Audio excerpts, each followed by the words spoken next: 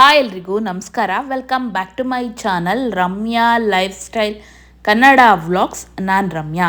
ನಾನಿವತ್ತು ನಿಮ್ಮ ಜೊತೆ ಶೇರ್ ಮಾಡ್ಕೋತಾ ಇರೋದು, ಮೊದಲನೇದಾಗಿ ನಾವು ಕಿಚನಲ್ಲಿ ಆಯಿಲ್ ಕರೆ ಎಲ್ಲ ಕೂತಿರುತ್ತಲ್ಲ, ಅದು ಹೇಗೆಲ್ಲ ತಕ್ಕೊಳ್ಳೋದು, ನಾವು ಕುಕ್ ಮಾಡಿದಾಗ ಆಯಿಲ್ ಹೋಗಿ ಹೋಗಿ ಸ್ಟೋರ್ ಆಗಿರುತ್ತಲ್ಲ, ಅದೆಲ್ಲ ಹೇಗೆ ಕ್ಲೀನ್ ಮಾಡ್ಕೊಳ್ಳೋದು ಅನ್ನೋದನ್ನು ತೋರಿಸ್ತಾ ಇದ್ದೀನಿ. ಮೊದಲನೇದಾಗಿ ನನ್ನ ಚಿಮಣಿಯ ಮೇಲ್ಭಾಗದಲ್ಲಿ ಹೋಗಿ ಕೂತಿರೋ ಆಯಿಲ್ ಜಿಡ್ಡನ್ನು ಹೇಗೆ ತೆಕ್ಕೋತೀನಿ, ಹಾಗೆ ಇದನ್ನು ನೀವು ಚಿಮಣಿ, ಪ್ಯೂರಿಫೈಯರು, ಮಿಕ್ಸಿ, ಕಿಟಕಿಗಳ ಮೇಲೆ ಕಟ್ಕೊಂಡಿರುತ್ತಲ್ಲ ಆ ಕರೆಗಳನ್ನು ತೆಗಿಬೋದು. ಮೊದಲನೇದಾಗಿ ನಾನು ತೋರಿಸ್ದೆ. ಒಂದು ಬೌಲನ್ನು ತಗೊಳ್ಳಿ, ವಿನಿಗರ್ ಹಾಗೆ ಸೋಡಾ ಎರಡನ್ನು ಮಿಕ್ಸ್ ಮಾಡ್ಕೊಳ್ಳಿ. ಮಾಡ್ಕೊಂಡ್ಮೇಲೆ ಅಲ್ಲಿ ನಮ್ಮ ಚಿಮಣಿ ಮೇಲೆ ಹೇಗೆ ಜಿಡ್ ಕೂತಿದೆ ಅಂತ ನೋಡ್ಕೊಂಡಿದ್ದೀರ. ನಾನು ಒಂದೂವರೆ ತಿಂಗಳಿಗೊಂದ್ಸತಿ ಕ್ಲೀನ್ ಮಾಡ್ಕೋತಾ ಇರ್ತೀನಿ. ಜಸ್ಟ್ ಅದಕ್ಕೆ ಒಂದು ಬಟ್ಟೆನ ಹತ್ಕೊಂಡು ಡಿಪ್ ಮಾಡಿಕೊಂಡು ಜಸ್ಟ್ ಈ ಥರ ಟ್ಯಾಪ್ ಮಾಡ್ಕೊಳ್ಳಿ ಮೀನ್ಸ್ ಅದು ನೆನಿಬೇಕು ಸ್ವಲ್ಪ. ಆ ಜಿಡ್ ಮೇಲೆ ಈ ವಿನಿಗರ್ ಸೋಡಾ ಕುತ್ಕೊಂಡು ಒಂದು ಕಡೆಯಿಂದ ನೀವು ಸ್ಪ್ರೆಡ್ ಮಾಡ್ತಾ ಬಂದು ಇನ್ನೊಂದು ಬಟ್ಟೆ ತಗೊಂಡು ನೀಟಾಗಿ ಒಂದ್ಸಲಿ ಒರೆಸ್ಕೊತಾ ಬನ್ನಿ. ನೀವು ಉಜ್ಜೋ ಅಷ್ಟಿಲ್ಲ, ಕೆರೆಯೋ ಅಷ್ಟಿಲ್ಲ, ಶ್ರಮ ಪಡೋ ಅಷ್ಟಿಲ್ಲ. ಒಂದೇ ಸಲಿಗೆ ಅದು ನೆಂದಿದ ತಕ್ಷಣವೇ ನೀಟಾಗಿ ಜಿಡ್ಡು ಬಿಟ್ಕೊತಾ ಬರುತ್ತೆ. ನಾನು ಮುಂಚೆ ಎಲ್ಲ ಇದಕ್ಕೆ ಸೋಪ್ ಲಿಕ್ವಿಡನ್ನು ಆ್ಯಡ್ ಮಾಡ್ತಾಯಿದ್ದೆ, ಆದರೆ ಅದರ ಅವಶ್ಯಕತೆ ಕೂಡ ಇಲ್ಲ. ಅದು ಹಾಕಿದ್ರೆ ನೀವು ತುಂಬ ಸಲ ಒರೆಸ್ಬೇಕಾಗುತ್ತೆ, ನೊರೆ ಬರೋ ಕಾರಣ ತುಂಬ ಸಲ ಒರೆಸ್ಬೇಕಾಗುತ್ತೆ. ಬರೀ ಇದೆರಡನ್ನೇ ಮಿಕ್ಸ್ಚರ್ ಮಾಡಿಕೊಂಡು ಒರೆಸ್ಕೊತಾ ಬನ್ನಿ. ಈಗ ನೋಡ್ತಾ ಇದ್ದೀರಾ ನೀವು ಅದು ಜಿಡ್ಡೆಲ್ಲ ಹೇಗೆ ಬಿಟ್ಕೋತಾ ಇದೆ ಅಂತ. ಸುಮ್ಮನೆ ಹಿಂಗೆ ಒಂದ್ಸಲಿ ರಬ್ ಮಾಡಿಕೊಂಡ್ರೆ ಸಾಕು, ನೀವು ಶ್ರಮಪಟ್ಟು ಉಜ್ಜಿ ಎಲ್ಲ ಮಾಡೋ ಅಷ್ಟೇನಿಲ್ಲ. ಮತ್ತು ಕೆಲವೊಬ್ಬರು ಸ್ಟೀಲ್ ನಾರು, ದಪ್ಪ ಬ್ರಷು ಅದೆಲ್ಲ ಹಾಕಿ ಉಜ್ಬಿಡ್ತೀರಾ, ಸ್ಕ್ರ್ಯಾಚಸ್ ಎಲ್ಲ ಬರುತ್ತೆ. ಕೆಲವೊಬ್ಬರು ಏನು ಮಾಡ್ತಾರೆ, ಜಿಡ್ ಕೂತ್ಕೊಳ್ಳುತ್ತೆ ಅಂತ ಬಟ್ಟೆಯಿಂದ ಕವರ್ ಮಾಡೋದು, ಹಾಗೆ ಪೇಪರ್ಗಳಿಂದ ಕವರ್ ಮಾಡೋದು, ಆ ಥರ ಎಲ್ಲ ಮಾಡ್ತಾರೆ. ಚೆನ್ನಾಗಿ ಕಾಣಿಸೋದಿಲ್ಲ. ನೋಡಿ, ಹಿಂಗೆ ಸುಮ್ಮನೆ ಒಂದ್ಸಲಿ ಹಿಂಗೆ ಒರೆಸ್ಕೊತಾ ಇದ್ದೀನಿ ಅಷ್ಟೇ, ಎಲ್ಲ ಜಿಡ್ಡು ಬಿಟ್ಕೊಂಡು ಬರುತ್ತೆ. ಆ ಬಟ್ಟೆ ಫುಲ್ಲು ಬ್ಲ್ಯಾಕ್ ಆಗಿಬಿಡುತ್ತೆ, ಅದನ್ನು ಎಸ್ದು ಬಿಡಿ. ನಾನಿಲ್ಲಿ ಯೂಸ್ ಮಾಡ್ತಾ ಇರೋದು ಯೂಸ್ ಆ್ಯಂಡ್ ಥ್ರೋ ರೀಯೂಸಬಲ್ ಟಿಶ್ಯೂನ ಯೂಸ್ ಮಾಡ್ತಾಯಿದ್ದೀನಿ. ತುಂಬಾ ಬಾಳಿಕೆ ಬರುತ್ತೆ. ನಾನು 2 ರೋಲನ್ನು ತೊಗೊಂಡಿದ್ದೆ. ಆಲ್ಮೋಸ್ಟ್ 1 ಇಯರ್ ಆಯಿತು, 1 ಇಯರ್ ಮೇಲೆ ಆಯಿತು, ಇನ್ನೂ ಕೂಡ ನನಗೆ ಬರ್ತಾಯಿದೆ. ಈಗ ಇನ್ನೊಂದು ಹೊಸ ಟಿಶ್ಯೂನ ತೊಗೊಂಡಿದ್ದೀನಿ, ರಿಯೂಸಬಲ್ ಟಿಶ್ಯೂ ಇದು. ನೋಡ್ತಾ ಇದ್ದೀರಾ, ಹಿಂಗೆ ಒರೆಸ್ಕೋತಾ ಇದ್ರೇ ಎಲ್ಲ ನೀಟಾಗಿ ಕ್ಲೀನ್ ಆಗುತ್ತೆ. ಹಾಗೆ ಅದು ಫಸ್ಟ್ ಒರೆಸಿದ್ದು, ಇದು ಸೆಕೆಂಡ್ ಟೈಮ್ ಒರೆಸ್ತಾ ಇರೋದು. ಇದ್ರದ್ದು ಕೂಡ ಬಟ್ಟೆ ತೋರಿಸಿದ್ದೀನಿ, ಯಾವ ಥರ ಆಗಿದೆ ನೋಡಿ, ಯಾವ ಥರ ಆಗಿದೆ. ಮತ್ತು ಇನ್ನೊಂದು ಸತಿ ಫ್ರೆಶ್ ವಾಟರಿಂದ ನೀಟಾಗಿ ಒರೆಸಿ ಒಣಬಟ್ಟೆಲಿ ಒರೆಸ್ಕೊಂಡ್ರೆ ನೀಟಾಗಿರುತ್ತೆ. ಯಾವುದೇ ಶ್ರಮ ಪಡೋ ಹಾಗಿಲ್ಲ, ಅಂಗಡಿಗಳಿಂದ ಕಾಸ್ಟ್ಲಿ ಲಿಕ್ವಿಡ್ಸನ್ನು ತರೋ ಹಾಗಿಲ್ಲ. ಈಸಿಯಾಗಿ ಕಡಿಮೆ ಖರ್ಚಲ್ಲಿ ಮನೇಲಿ ವಿನಿಗರ್ ಕ್ಲೀನಿಂಗ್ಗೆ ಅಂತಲೇ ಇಟ್ಕೊಳ್ಳಿ. ಸೋಡಾ ಮನೇಲಿ ಅಡುಗೆಗೆ ಅಂತ ಇಟ್ಕೊಂಡಿರ್ತೀರ, ಅದನ್ನೇ ಸ್ವಲ್ಪ ಜಾಸ್ತಿ ತೊಗೊಂಡು ಬನ್ನಿ. 10 ರೂಪಾಯಿಗೆ ಸೋಡಾ ತೊಗೊಂಡು ಬಂದರೆ ಅದೇ ಜಾಸ್ತಿ ಆಗಿರುತ್ತೆ. ಹಾಗೆ ನಿಮಗೆ ಹೋಲ್ಸೇಲ್ ಶಾಪಲ್ಲೆಲ್ಲ 20-25 ರುಪೀಸ್ಗೆಲ್ಲ ಒಂದು ಬಾಟಲ್ ವಿನಿಗರ್ ಸಿಗುತ್ತೆ. ನಾನು ವಿನಿಗರ್ನ ಫುಡ್ಗೆ ಯಾವುದಕ್ಕೂ ಬಳಸೋದಿಲ್ಲ, ಕ್ಲೀನಿಂಗ್ಗೆ ಅಂತಲೇ ಇಟ್ಕೊಬಿಟ್ಟಿದ್ದೀನಿ. ಹೀಗೆ ಪ್ಯೂರಿಫೈಯರ್ ಮೇಲೂ ಕೂತಿರುತ್ತೆ, ಅದನ್ನು ಒರೆಸ್ಕೋತೀನಿ. ಹಾಗೆ ಮಿಕ್ಸಿ ಮೇಲೆ, ಕಿಟಕಿಗಳ ಮೇಲೆ, ಮೇಯ್ನಾಗಿ ಕಿಟಕಿಗಳ ಮೇಲೆ ಕೂತ್ಕೊಂಡಿರುತ್ತೆ, ಅದನ್ನು ಕೂಡ ಇದೇ ರೀತಿಯಾಗಿ ಒರೆಸ್ಕೊಳ್ಳಿ. ಯಾವುದೇ ಥರ ಶ್ರಮ ಪಡೋ ಹಾಗೆಲ್ಲ ಈಸಿಯಾಗಿ ಕ್ಲೀನ್ ಮಾಡ್ಕೋಬೋದು. ನೋಡ್ತಾ ಇದ್ದೀರಾ ಎಷ್ಟು ಕ್ಲೀನಾಗಿದೆ ಅಂತ. ಹಾಗೆ ನಾನು ಕೈಯಲ್ಲಿ ಕೂಡ ರಬ್ ಮಾಡಿ ತೋರಿಸ್ತಾ ಇದ್ದೀನಿ ಎಷ್ಟು ನೀಟಾಗಿ ಕ್ಲೀನಾಗಿದೆ. ಮುಂಚೆ ತೋರಿಸಿದಾಗ ಕೆರೆದಂಗೆಲ್ಲ ಬರ್ತಿತ್ತು. ಈ ಥರ ನೀಟಾಗಿ ಕ್ಲೀನ್ ಆಗುತ್ತೆ. ಯಾವುದೇ ಕಾಸ್ಟ್ಲಿ ಲಿಕ್ವಿಡ್ಸನ್ನು ಯೂಸ್ ಮಾಡೋ ಅಷ್ಟಿಲ್ಲ. ನಿಮ್ಮ ಮನೇಲಿ ಯಾರು ಈ ಥರ ಸ್ಕೇಟಿಂಗ್ ಆಡಿಸೋರಿದ್ರೆ ಹೇಳಿ. ಸ್ಕೇಟಿಂಗ್ ಮೇಲೆ ನಿಂತ್ಕೊಂಡು ಆಟಾಡ್ತಾರೆ ಎಲ್ಲರೂ. ಇವನು ಸ್ಕೇಟಿಂಗ್ನೇ ಆಟಾಡಿಸ್ತಿದ್ದಾನೆ ನೋಡಿ. ಹೇಳಿದ ತಕ್ಷಣ ಸ್ಕೇಟಿಂಗ್ನ ಬಿಸಾಕ್ಬಿಟ್ಟು ಓಡಾಗಿದ್ದಾನೆ. ಸ್ಕೂಲಿಂದ ಬಂದು ಇನ್ನು ಯೂನಿಫಾರ್ಮು ಚೇಂಜ್ ಮಾಡಿಲ್ಲ. ಬಂದ ತಕ್ಷಣ ಬ್ಯಾಗೆಲ್ಲ ಬಿಸಾಕ್ಬಿಟ್ಟು ಆಟ ಶುರು ಮಾಡೋದೆ ಅನ್ಕತೆ. ಸಾಕ್ಸ್ ಬಿಚ್ಚು ಫಸ್ಟು. ಸ್ಕೂಲಿಂದ ಬರ್ತಿದ್ದಂಗೆ ಸ್ಟೋರಿಗಳು ಶುರು ಆಗುತ್ತೆ ಅಲ್ವಾ, ಸ್ಕೂಲ್ ಸ್ಟೋರೀಸು. ಮತ್ತೆ ಇನ್ನೊಂದು ನಿಮಿಷ, ನಾನಿವತ್ತು ನಿಮ್ಮ ಜೊತೆ ಒಂದು ನಾನ್ ವೆಜ್ ರೆಸಿಪಿ ವಿಡಿಯೋ ಕೂಡ ಶೇರ್ ಮಾಡ್ಕೋತಾ ಇದ್ದೀನಿ. ನಾನು ಮಾಡ್ತಾ ಇರೋದು ಡಾಬಾ ಸ್ಟೈಲ್ ಚಿಕನ್ ಕರಿ ರೆಸಿಪಿಯನ್ನು ಮಾಡ್ತಾಯಿದ್ದೀನಿ. ನಾವು ಚಿಕನ್ ಗ್ರೇವಿಯನ್ನು ಹೇಗೆ ಮಾಡ್ತೀವಿ ಅದರಲ್ಲೇ ಸ್ವಲ್ಪ ಚೇಂಜಸನ್ನು ಮಾಡಿಕೊಂಡ್ರೆ dhaba style chicken gravy ready ಆಗುತ್ತೆ. ಮೊದಲನೇದಾಗಿ ಬಾಣಲಿ ಇಟ್ಕೊಂಡಿದ್ದೀನಿ, ಎಣ್ಣೆ ಸ್ವಲ್ಪ ಜಾಸ್ತಿ ಹಾಕ್ಕೊಳ್ಳಿ. ಹಾಗೆಯೇ ಪಲಾವ್ ಎಲೆ, ಮರಾಠಿ ಮಗ್ಗು, ಅನಾನಸು, ಏಲಕ್ಕಿ, ಚಕ್ಕೆ, ಲವಂಗ ಹಾಕ್ಕೊಳ್ಳಿ. ಹಾಕ್ಕೊಂಡು ಫ್ರೈ ಮಾಡ್ಕೊಳ್ಳಿ. ಅದು ಸ್ಪೈಸಸ್ತು ಫ್ಲೇವರ್ ಎಲ್ಲ ಆಯಿಲಿಗೆ ಬಿಡಬೇಕು ಅಷ್ಟು ನೀಟಾಗಿ ಫ್ರೈ ಮಾಡ್ಕೊಳ್ಳಿ. ಅದಾದಮೇಲೆ ಮೀಡಿಯಮ್ ಸೈಜ್ದು 2 ಈರುಳ್ಳಿಯನ್ನು ಹೆಚ್ಚಿಟ್ಕೊಂಡಿದ್ದೀನಿ. ನಾನು ಇಲ್ಲಿ 1 kg ಚಿಕನ್ ಗ್ರೇವಿಯನ್ನು ಮಾಡ್ತಾಯಿದ್ದೀನಿ. ಡಾಬಾ ಸ್ಟೈಲ್ ಚಿಕನ್ ಗ್ರೇವಿಯನ್ನು ಮಾಡ್ತಾಯಿದ್ದೀನಿ. ಈರುಳ್ಳಿ ನೀಟಾಗಿ ಫ್ರೈ ಮಾಡ್ಕೊಳ್ಳಿ, ಸ್ವಲ್ಪ ಕಲರ್ ಚೇಂಜ್ ಆಗೋಷ್ಟು. ಹಾಗೆ ಹಸಿಮೆಣಸಿನ್ಕಾಯಿ 3 ಹಸಿಮೆಣಸಿನ್ಕಾಯಿನ 2 ಭಾಗ ಮಾಡಿ ಹಾಕ್ಕೊಂಡಿದ್ದೀನಿ. ನೀವು ಸೀಳ್ಕೊಂಡ್ಬಿಟ್ರೆ ಹಸಿಮೆಣಸಿನ್ಕಾಯಿ ಸಿಗೋದೇ ಇಲ್ಲ. ಹಾಗೆ ತುಂಬ ಸ್ಪೈಸಸ್ ಆಗಿಬಿಡುತ್ತೆ. ಈ ಗ್ಯಾಸ್ಟ್ರಿಕ್ ಇರೋರಿಗೆ ತಿನ್ನೋದಕ್ಕಾಗಲ್ಲ. ಹಾಗಾಗಿ ಮಧ್ಯದಕ್ಕೆ ಕಟ್ ಮಾಡಿಕೊಂಡ್ರೆ ಅದು ನಿಮಗೆ ಹಸಿಮೆಣಸಿನ್ಕಾಯಿ ಕಾಣಿಸುತ್ತೆ ಕೂಡ, ಸ್ವಲ್ಪ ಫ್ಲೇವರ್ ಕೂಡ ಬಿಡುತ್ತೆ, ಟೇಸ್ಟ್ ಆಗಿರುತ್ತೆ. ಹಾಗೆ ಇಲ್ಲಿ ದೊಡ್ಡ ಸ್ಪೂನಲ್ಲಿ 1 ಸ್ಪೂನಷ್ಟು ಶುಂಠಿ ಬೆಳ್ಳುಳ್ಳಿ ಪೇಸ್ಟನ್ನು ಹಾಕ್ಕೊಂಡಿದ್ದೀನಿ. ಮನೆಯಲ್ಲೇ ಶುಂಠಿ ಬೆಳ್ಳುಳ್ಳಿಯನ್ನು ಪೇಸ್ಟ್ ಮಾಡ್ಕೊಂಡಿರೋದು. 60% ಬೆಳ್ಳುಳ್ಳಿ 40% ಶುಂಠಿ ಹಾಕ್ಕೊಂಡು ಮನೇಲೆ ನೀಟಾಗಿ ರುಬ್ಬಿ ಇಟ್ಕೊಂಡಿರೋದು. ಫ್ರೆಶ್ ಆಗಿ ಬೇಕಾದರೆ ಫ್ರೆಶ್ ಆಗಿ ರುಬ್ಕೊಳ್ಳಿ, ಇಲ್ಲ ಮುಂಚೆ ಬೇಕಿದ್ರೂ ಕೂಡ ರುಬ್ಕೊಂಡು ಇಟ್ಕೊಳ್ಳಿ. ನೀಟಾಗಿ ಅದು ಕೂಡ ಹಸಿ ವಾಸನೆ ಹೋಗೋವರೆಗೂ ನೀಟಾಗಿ ಫ್ರೈ ಮಾಡ್ಕೊಳ್ಳಿ. ಫ್ರೈ ಮಾಡಿಕೊಂಡು ನೆಕ್ಸ್ಟ್ ನಾನು ಚಿಕನನ್ನು ತೊಳ್ಕೊಂಡು ಹಾಕೋತಾ ಇದ್ದೀನಿ. 1 kg ಚಿಕನನ್ನು ತೊಗೊಂಡಿದ್ದೀನಿ.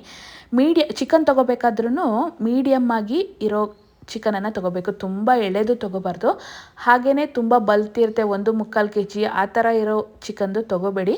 ನೀವು ಆದಷ್ಟು ಹೋಗ್ಬಿಟ್ಟು ಅಲ್ಲೇ 1/4 kg 400 ಗ್ರಾಮ್ ಆ ಥರ ಇರೋ ಕೋಳಿಯನ್ನು ಕ್ಲೀನ್ ಮಾಡಿಸ್ಕೊಂಡು ಅಷ್ಟು ಕೂಡ ಕಟ್ ಮಾಡಿ ತೊಗೊಂಡ್ರೆ ತುಂಬಾ ಒಳ್ಳೆಯದು. ನಾವು ಈಗೀಗ ಆ ಥರ ಮಾಡ್ತಾಯಿದ್ದೀವಿ. ಆ ಥರ ತೊಗೊಳೋದ್ರಿಂದ ಹೀಟು ಸ್ವಲ್ಪ ಕಮ್ಮಿ ಆಗುತ್ತೆ, ಹಾಗೆ ನೀಟಾಗಿ ಚಿಕನ್ನು ಬೇಯುತ್ತೆ. 1 kg ಚಿಕನನ್ನು ಕ್ಲೀನ್ ಮಾಡಿದ್ಮೇಲೆ 1 kg ಸಿಗುತ್ತೆ, ತೊಗೊಂಡಿದ್ದೀನಿ. ಅದಕ್ಕೆ ಈಗ ಉಪ್ಪು ಹಾಕೋತಾ ಇದ್ದೀನಿ. ಉಪ್ಪು ಹಾಕ್ಕೊಂಡು ನೀಟಾಗಿ ಫ್ರೈ ಮಾಡ್ಕೋಬೇಕು. ಅದರಲ್ಲಿ ವಾಟರ್ ಕಂಟೆಂಟ್ ಬಿಡೋದಕ್ಕೆ ಶುರು ಆಗುತ್ತೆ, ಅಲ್ಲಿವರೆಗೂ ನೀಟಾಗಿ ಫ್ರೈ ಮಾಡ್ಕೊಳ್ಳಿ.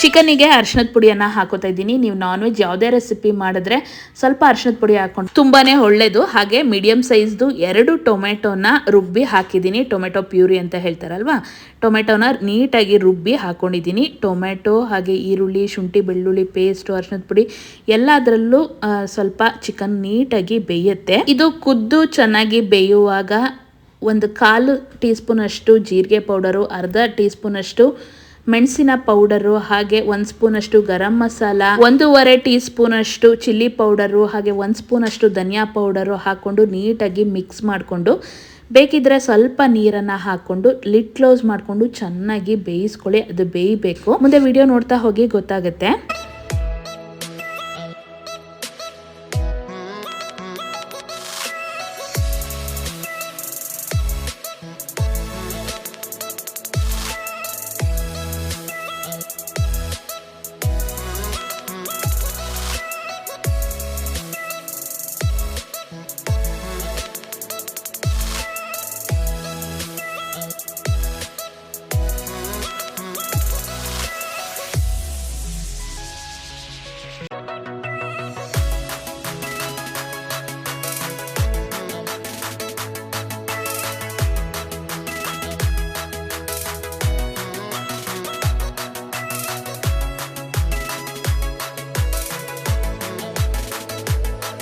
ಈಗ ಚಿಕನ್ ಚೆನ್ನಾಗಿ ಕುದ್ದು ಬೇಯ್ತಾ ಇದೆ. ನಾವು ನೀರು ಹಾಕಿರೋದು ಸ್ವಲ್ಪ ಸುಂಡಬೇಕು, ನೀಟಾಗಿ ಚಿಕನ್ನು ಬೇಯಬೇಕು. ಹಾಗೆ ಸ್ವಲ್ಪ ನೋಡ್ಕೊತಾ ಲಿಡ್ ತೆಗಿಬೇಕು, ನೀಟಾಗಿ ಮಿಕ್ಸ್ ಮಾಡಬೇಕು, ಮತ್ತೆ ಲಿಡ್ ಕ್ಲೋಸ್ ಮಾಡಿಕೊಂಡು ಬೇಯಿಸ್ಕೋಬೇಕು. ಹೀಗೆ ಬೇಯಿಸ್ಕೊತಾ ಗ್ರೇವಿ ಕಮ್ಮಿ ಆಗ್ತಿದೆ ಅನ್ನುವಾಗ 1 ಕಪ್ಪಷ್ಟು ಮೊಸರನ್ನ ತೊಗೊಂಡಿದ್ದೀನಿ. ಮೊಸರನ್ನ ಬೀಟ್ ಮಾಡಿಕೊಂಡು ಹಾಕ್ಕೊಂಡು ನೀಟಾಗಿ ಮಿಕ್ಸ್ ಮಾಡ್ಕೊಳ್ಳಿ. ಸ್ಪೆಷಲ್ ಇಂಗ್ರೀಡಿಯೆಂಟ್ ಅಂತಲೇ ಹೇಳ್ಬೋದು. ನೀಟಾಗಿ ಮಿಕ್ಸ್ ಮಾಡ್ಕೊಳ್ಳಿ. ಮಿಕ್ಸ್ ಮಾಡಿಕೊಂಡು ಇನ್ನೂ ಒಂದು 2-3 ನಿಮಿಷ ಬೇಯೋದಕ್ಕೆ ಬಿಡಿ. ಅದು ನೀಟಾಗಿ ಮಿಕ್ಸ್ ಮಾಡಿ ಬೇಯುವಾಗ ಆಯಿಲ್ ಎಲ್ಲ ಚೆನ್ನಾಗಿ ಬಿಡುತ್ತೆ. ಸ್ವಲ್ಪ ಆಯಿಲ್ ಜಾಸ್ತಿ ಹಾಕೋಬೇಕು. ಹಾಗೆ ಚಿಲ್ಲಿ ಪೌಡರ್ ಕೂಡ ಸ್ವಲ್ಪ ಜಾಸ್ತಿನೇ ಹಾಕೋಬೇಕು. ಮೊಸರು, ಟೊಮೆಟೊ ಎಲ್ಲ ಯೂಸ್ ಮಾಡಿರ್ತೀವಲ್ಲ, ಹಾಗೆ ನಿಮ್ಗೆ ಹೀಟ್ ಆಗುತ್ತೆ ಚಿಕನ್ ತಿಂದರೆ ಅಂದರೆ ಒಂದು ಸ್ವಲ್ಪ ನಿಂಬೆಹಣ್ಣು ಕೂಡ, ಅರ್ಧ ಹೋಳು ನಿಂಬೆಹಣ್ಣು ಕೂಡ ಹಿಂಡ್ಕೊಳ್ಳಿ. ತುಂಬಾ ಟೇಸ್ಟಾಗಿ ತುಂಬಾ ಚೆನ್ನಾಗಾಗುತ್ತೆ. ನೀಟಾಗಿ ಆಯಿಲ್ ಬಿಟ್ಟು ಗ್ರೇವಿ ಬೇಯಬೇಕು. ನೀವು ಡಾಬಾ ಸ್ಟೈಲಲ್ಲೆಲ್ಲ ನೋಡಿರ್ತೀರ, ಮೇಲೆ ಆಯಿಲ್ ಇರುತ್ತೆ, ಹಾಗೆ ಗ್ರೇವಿ ಒಂಥರ ತುಂಬಾ ಟೇಸ್ಟಾಗಿ ತುಂಬ ತಿಕ್ಕಾಗಿ ತುಂಬ ಚೆನ್ನಾಗಿರುತ್ತೆ. ನೋಡ್ತಾ ಇದ್ದೀರಾ, ಆಲ್ಮೋಸ್ಟ್ ರೆಡಿ ಆಗಿದೆ. ಇನ್ನೊಂದು ಸ್ವಲ್ಪ ಗ್ರೇವಿ ಥಿಕ್ನೆಸ್ ಬರಲಿ ಅಂತ ಹಾಗೆ ಬಿಟ್ಕೊಂಡಿದ್ದೀನಿ. ತುಂಬ ಟೇಸ್ಟಾಗಿ ತುಂಬ ಚೆನ್ನಾಗಿ ಬಂದಿತ್ತು. ನೀವು ಚಪಾತಿ, ದೋಸೆ, ರೊಟ್ಟಿ, ರೈಸು, ಮುದ್ದೆ ಎಲ್ಲದಕ್ಕೂ ಕೂಡ ತಿನ್ಬೋದು. ತುಂಬಾ ಟೇಸ್ಟಾಗಿ ತುಂಬಾ ಚೆನ್ನಾಗಿರುತ್ತೆ. ನಾನು ರೆಸಿಪಿ ವಿಡಿಯೋನ ಶೇರ್ ಮಾಡಿ ತುಂಬ ದಿನಗಳೇ ಆಗೋಯ್ತು. ತುಂಬ ಇಂದಿನ ವ್ಲಾಗ್ಸಲ್ಲಿ ನಾನು ರೆಸಿಪಿ ಶೇರ್ ಮಾಡ್ತಿದ್ದೆ. ಹಾಗೆ ಈ ರೆಸಿಪಿ ಕೂಡ ನಿಮಗೆ ಇಷ್ಟ ಆಗುತ್ತೆ ಅಂತ ಅಂದ್ಕೊಂಡಿದ್ದೀನಿ. ನೀವು ಕೂಡ ಒಂದ್ಸಲಿ ಟ್ರೈ ಮಾಡಿ ಟೇಸ್ಟ್ ಮಾಡಿ ಹೇಗಿತ್ತು ಅಂತ ನನಗೆ ಕಮೆಂಟ್ ಮಾಡಿ ತಿಳಿಸಿ.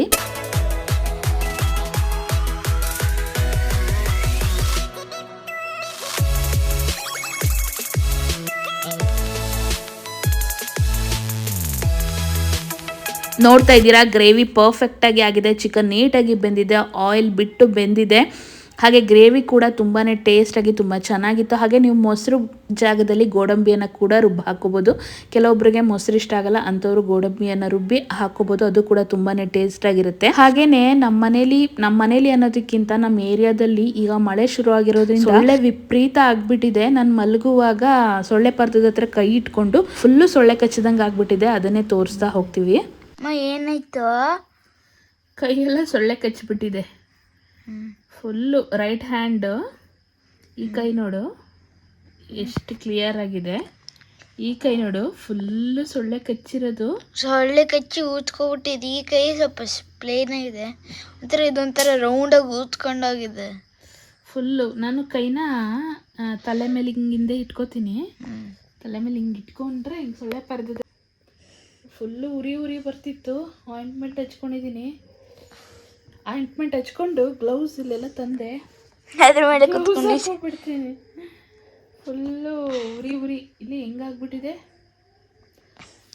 ಕಚ್ಚಿದಂಗೆ ಎಲ್ಲ ಫುಲ್ಲು ಕಚ್ಚಾಕ್ಬಿಟ್ಟಿದೆ. ಇಲ್ಲೆಲ್ಲ ಅಲರ್ಜಿ ಆದಾಗ ಆಗುತ್ತಲ್ಲ ಆ ಥರ ಆಗ್ಬಿಟ್ಟಿದೆ. ಇವರಿಬ್ರಿಗೂ ಕಚ್ಚೋದಿಲ್ಲ, ನನಗೆ ಮಾತ್ರ ಕಚ್ಚುತ್ತೆ. ನಾನು ಕೈನ ಸೊಳ್ಳೆ ಪರ್ದದ ಮೇಲೆ ಈ ಥರ ಇಟ್ಕೊಂಡ್ಬಿಟ್ರೆ, ಇಲ್ಲಿ ಮಲಗುವಾಗ ಈ ಥರ ಇಟ್ಕೊಂಡ್ಬಿಡ್ತೀನಿ. ಇಟ್ಕೊಂಡಾಗ ಎಲ್ಲ ಕಚ್ಚಾಕಿರೋದಂಗೆ. ನಾವು ಇದು ಆಯಿಂಟ್ಮೆಂಟ್ ಯೂಸ್ ಮಾಡೋದು ಸಿಪ್ಲಡೈನ್ ಅಂತ ಆಯಿಂಟ್ಮೆಂಟು. ಇದೊಂದು ಸ್ವಲ್ಪ ಅರ್ಬಲ್ ಕೂಡ. ಕಟ್ಸ್ ಆದಾಗ, ಬರ್ನ್ ಆದಾಗ, ಇನ್ಫೆಕ್ಷನ್ ಆದಾಗ ಎಲ್ಲ ಯೂಸ್ ಮಾಡ್ಬೋದಂತೆ. ನಾನು ಸಮೂಗೆ ಬಿದ್ದಾಗ ಏನಾದರೂ ಏಟ್ ಮಾಡ್ಕೊಂಡಾಗ ಎಲ್ಲ ಇದೆ ಆಯಿಂಟ್ಮೆಂಟ್ ಯೂಸ್ ಮಾಡೋದು. ಹಚ್ಚಿದ್ದೀನಿ. ಫುಲ್ಲು ಉರಿ. ಸ್ವಲ್ಪ ಗಾಯ ಆದಾಗೆಲ್ಲ ಹಚ್ಚಿದಾಗ ಉರಿ ಬರುತ್ತೆ, ಬೇಗ ಕ್ಯೂರ್ ಆಗುತ್ತೆ. ಹಸ್ಬೆಂಡ್ಗೆ ಸ್ವಲ್ಪ ಬ್ಯಾಕ್ ಪೇಯ್ನ್ ಆಗಿತ್ತು. ಹಾಗೆ ಹಸ್ಬೆಂಡ್ ಹೆಂಗೆ ಅಂದರೆ, ನಮಗೇನಾದರೂ ಉಳುಕಿದ್ರೆ, ನನಗಾಗಲಿ ಸಮ್ಮುಗಾಗಲಿ ಹೇಟ್ ಆಗಿದ್ದರೆ ಆ ಜಾಗಕ್ಕೆ ಆಯಿಲ್ ಹಾಕಿ ಮಸಾಜ್ ಮಾಡ್ತಾರೆ.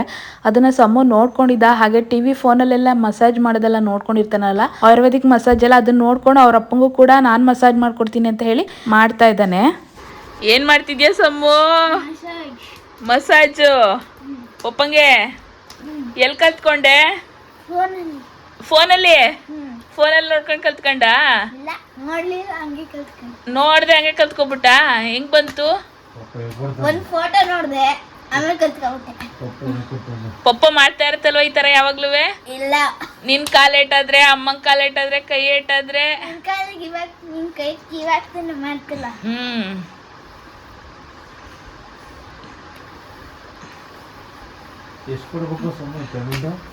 ಎಷ್ಟು ದುಡ್ಡು ಕೊಡ್ಬೇಕು? 300 ಒಂದು ಸೆಷನ್ಗೆ 300 ರುಪೀಸ್. ನೆನ್ನೆದು ಮತ್ತೆ ಇವತ್ತು. ಓ, ನೆನ್ನೆದು ಇವತ್ತಿದ್ದು 150 ರುಪೀಸ್ ಒಂದು ಸೆಷನ್ಗೆ. ಯಾರಿಗಾದ್ರೂ ಬೇಕಿದ್ರೆ ಕಾಂಟ್ಯಾಕ್ಟ್ ಮಾಡಿ. ಯಾರಿಗಾದ್ರೂ ಬೇಕಿದ್ರೆ ಕಾಂಟ್ಯಾಕ್ಟ್ ಮಾಡಿ. ಜಾಸ್ತಿ ಕೊಡ್ತೀನಿ 450 ಅಂದ್ರೆ ನೀತಿನ ಹುಡುಗ 300 ಸಾಕು ಅಂತಾನೆ. ಜಾಸ್ತಿ ಕೊಡ್ತೀನಿ ಅಂದ್ರು ಇಲ್ಲ, ಅವ್ನು ಎಷ್ಟು ಇದೆ ಕಾಸ್ಟ್ ಅಷ್ಟೇನೆ ಅಲ್ಲ. ನೋಡಿ, ಯಾರಾದ್ರೂ ಮಸಾಜ್ ಸೆಂಟರ್ ಅವರು ಹಾಗೇನೆ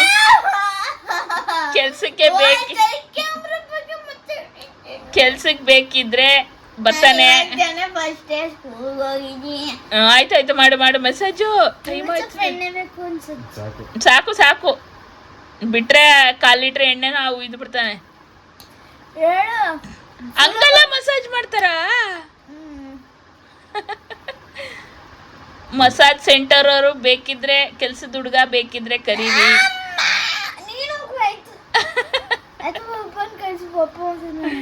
ಪಪ್ಪ ಮಸಾಜ್ ಮಾಡಲ್ವಾ? ಪಪ್ಪನಿಂದ ಇನ್ಸ್ಪೈರ್ ಆಗಿ ಹೆಂಗೆಂಗೋ ಮಸಾಜ್ ಮಾಡ್ತಿದ್ದಾನೆ. ಇನ್ನೇನಾಗುತ್ತೋ ಅವ್ರ ಅಪ್ಪಂಗೆ ಗೊತ್ತಿಲ್ಲ ಅಲ್ವಾ? ಜಾಸ್ತಿ ಆಗ್ಬಿಟ್ರೆ ನಾವು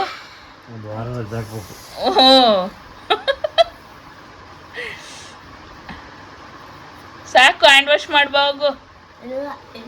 ನೋಡಿ ಇನ್ನೂ ಇಲ್ವಂತೆ, ಮುಗ್ದಿಲ್ಲ ಅವನ್ದು ಮಸಾಜು ಅಲ್ವಾ? ಇನ್ನೂ ಮುಗ್ದಿಲ್ವಾ ನಿಂದು? ಅವ್ರ ಅಪ್ಪಂಗೆ ಹರಳೆಣ್ಣೆ ಎಲ್ಲ ಹಚ್ಚಿ ನೀಟಾಗಿ ಮಸಾಜ್ ಮಾಡಿಕೊಟ್ಟ ಅವ್ರಪ್ಪ. ಅದಾದ್ಮೇಲೆ ನಾಳೆಗೆ ಪೇನ್ ಇಲ್ಲ ಅಂತ ಹೇಳ್ತಾ ಇದ್ರು. ಖುಷಿ ಪಟ್ರು. ಒಂದ್ 2-3 ದಿನ ಅವನ ಕೈಲೇ ಮಾಡಿಸ್ಕೊಂಡ್ರು. ಈ ವಿಡಿಯೋದಲ್ಲಿ ಕಿಚನ್ ಟಿಪ್ಸು, ರೆಸಿಪಿ ವಿಡಿಯೋ, ಸಮೂ ಮನೇಲಿ ಏನೆಲ್ಲ ತರಲೆ ಮಾಡ್ತಾನೆ ಅನ್ನೋದನ್ನ ಈ ವಿಡಿಯೋದಲ್ಲಿ ನೋಡಿದೀರಾ. ವಿಡಿಯೋ ಇಷ್ಟ ಆದ್ರೆ ಲೈಕ್ ಮಾಡಿ, ಶೇರ್ ಮಾಡಿ, ಕಮೆಂಟ್ ಮಾಡಿ, ಸಬ್ಸ್ಕ್ರೈಬ್ ಮಾಡಿ. ನೆಕ್ಸ್ಟ್ ವಿಡಿಯೋದಲ್ಲಿ ಸಿಗ್ತೀನಿ. ಖುಷಿಯಾಗಿರಿ. ನಮಸ್ಕಾರ.